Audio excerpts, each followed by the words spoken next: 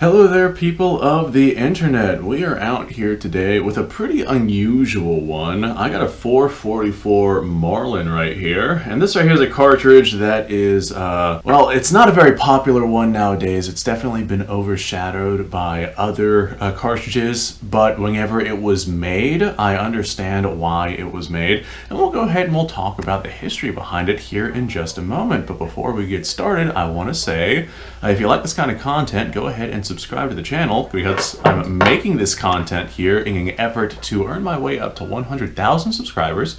So if you'd like to help me get there, subscribing is the best way to go ahead and do that. And well, we're going to go ahead and talk about a little bit of the history behind the 444 Marlin before we delve into some ballistics here. So here's the 444, very similar looking to a 4570. In fact, that's what I first thought it was whenever I saw it in my collection. But here's a 4570 compared to our 444. The 444 is a little bit longer and a little bit skinnier. And I was, well, in my time of doing my research, I was trying to figure out what exactly the 444 was. Turns out, Marlin essentially elongated the 44 Magnum, and that's why it's a little bit skinnier and a little bit longer than the 4570. They wanted to have projectiles that were similar in ballistic capabilities to the 4570, but they wanted to, well, basically allow people to be able to use already existing 429, right? Yeah, 429 diameter projectiles that people were using for their 44 Special and 44 Magnum rounds. This is a round that came about in the mid-1960s, and it was coming about because there was a significant lack of popularity whenever it came to 4570 during this time period. And Marlin saw an opening in the market, since 4570 during this time period didn't necessarily exist all that much anymore. 4570 has definitely regained a resurgence in popularity, mostly due to cowboy action shooting. Nowadays, 4570 has become an uberly popular cartridge, and 4570 has, by a wide stretch and margin, overshadowed the 444 Marlin. Both of these are ran in lever actions. 4570 can be ran in multiple different platforms, but mostly lever actions and single-shot rifles. 444, I have seen a couple of single shots with these things, but most of those are going to be your budget-oriented single-shot rifles for people who don't want to spend a bunch of money on a lever action system.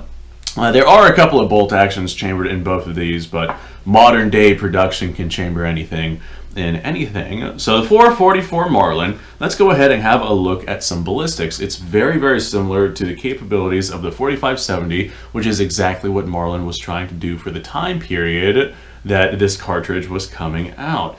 So the 444 will actually fire a lighter weight projectile than your 4570 whenever it comes to bullet stabilization. In this 4570, I have a 225 grain bullet, and my 4570 rifles don't really, what would I call it, stabilize this weight projectile all that well. And that's to be expected. Simply speaking, the 4570 was simply not designed to handle cartridges that were that small, and so as a result, I do get keyholing out, beyond 100 yards. But the 444 was originally intended to fire these smaller weight projectiles. So 240 grain from our 444 Marlin, that's going to be traveling at about 2,350 feet per second, and that's going to put down about 3,000 foot-pounds of energy down on target. I don't really have a good loading here for 4570, and the speeds and what you would expect from a 4570 with a 240 grain projectile. For the most part, with the 4570, the smallest projectile I was able to find for load data was 300 grain.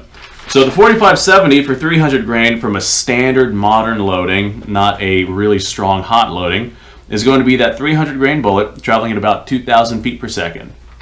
Now the 444, if we take a 300 grain projectile and we fire it from the 444, a little bit smaller diameter, same weight, it's also going to be traveling at about 2,000 feet per second. It's going to have about 2,650 foot-pounds of energy down on target. incredibly similar to that of the capabilities of the 4570, except you can fire some smaller, lighter weight bullets from your 444. I imagine that you probably could fire larger, heavier bullets from the 444, but I wasn't able to find much in terms of load data for this particular cartridge. So the limitations of the popularity of the cartridge have definitely limited my capacities of trying to find information on it.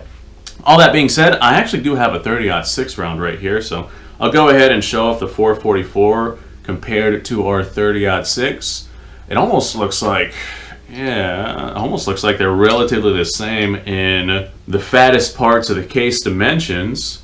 And that's very interesting. Now, I don't know. Just spitballing here. I'm willing to bet that you could probably cut down 444 brass to make 44 Magnum. Same diameter projectile, so it should have the same diameter case wall. I'm not positive about that. I might actually explore with that one at a later point in time. The 444, not a very popular cartridge, and digging up information on it was challenging. There's definitely way more information on, say, the 4570 because it has a much more rich history than the 444. The 4570 was a military cartridge that came about in the 1870s, originally designed for the trapdoor Springfield, and it fired a 405 grain projectile.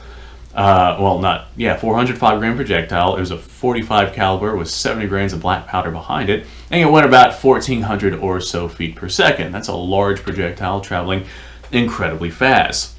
Now, the 444, this right here is a round that came about commercially in the 1960s just because 4570 was falling out of favor.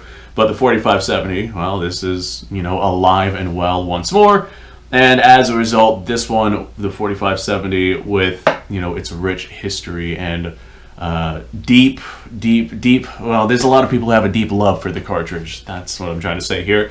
A lot of people have a deep love with the cartridge, and so as a result of that, something that has less of a following, like the 444, which is designed to mimic the thing that has a huge following now, the 444 has fallen significantly out of favor. All right, all of this being said, I think I have basically beaten this particular cartridge into ad nauseum. Thanks for watching, folks. Appreciate your time. Like, subscribe, share. The description below has a link to all sorts of stuff. Go check it out. You guys go off and have yourself a fantastic day. I will see you all on the next episode.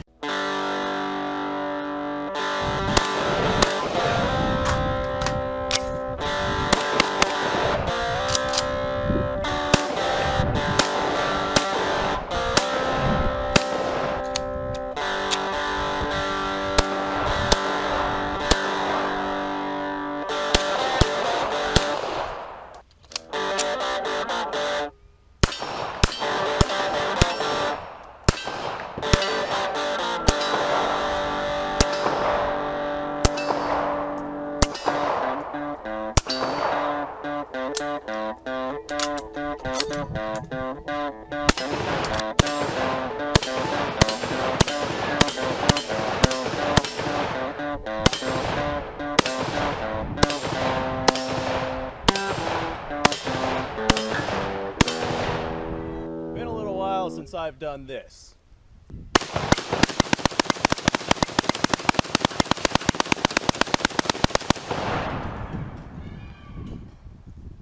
Bonnie and Clyde be damned. The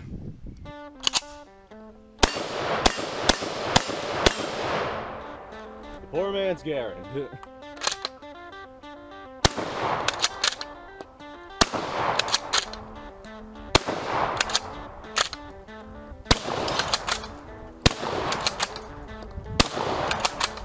Shame that bolt-action shotguns aren't more mainstream.